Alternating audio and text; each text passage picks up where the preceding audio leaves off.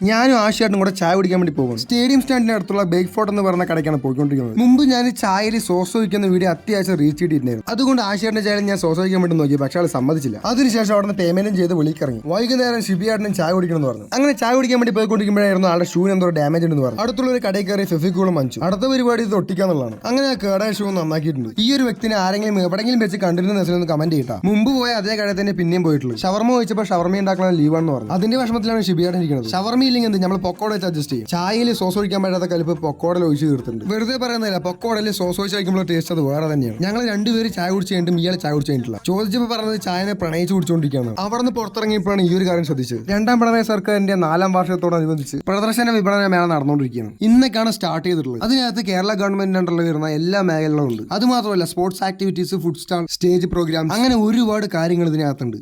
Already ഞാൻ കുറച്ച് videos shoot ചെയ്തിട്ടുണ്ട്, പക്ഷേ ഈ ഫോണിലല്ല, വേറെ ഫോണിലാണ്. എന്തായാലും ഞാൻ എൻ്റെ യൂട്യൂബ് ചാനലിനകത്ത് ഇതിൻ്റെ ഒരു ലോങ് വീഡിയോ പോസ്റ്റ് ചെയ്യുന്നുണ്ട്. ഇതിനകത്ത് കയറിയിട്ടുള്ള ആൾക്കാർക്ക് എന്തെങ്കിലും പുതിയ അറിവുകളും അതുപോലെ തന്നെ കേരള ഗവൺമെന്റ് ചെയ്തിട്ടുള്ള വികസന പ്രവർത്തനങ്ങളൊക്കെ അറിയാൻ വേണ്ടി കഴിയും. ഇതിനകത്ത് കയറിയ സമയം പോകണമെന്ന് അറിയില്ല. ഈ ഒരു മേള ഈ മാസം 10-ാം തീയതി വരെ ഉണ്ട്. അപ്പോൾ മാക്സിമം എല്ലാവരും പോയി കാണാൻ വേണ്ടി ശ്രമിക്കുക. ഇതിനകത്ത് കയറാൻ എൻട്രി ഫീസും കാര്യങ്ങളൊന്നുമില്ല, ഫുൾ ഫ്രീ ആണ്. സബ്സ്ക്രൈബ് ചെയ്യാതെയാണ് ഈ ഒരു വീഡിയോ കണ്ടുകൊണ്ടിരിക്കുന്നത് എന്നുണ്ടെങ്കിൽ സബ്സ്ക്രൈബ് ചെയ്യുക, സപ്പോർട്ട് ചെയ്യുക എന്ന് മാത്രം പറഞ്ഞുകൊണ്ട് ബൈ ബൈ.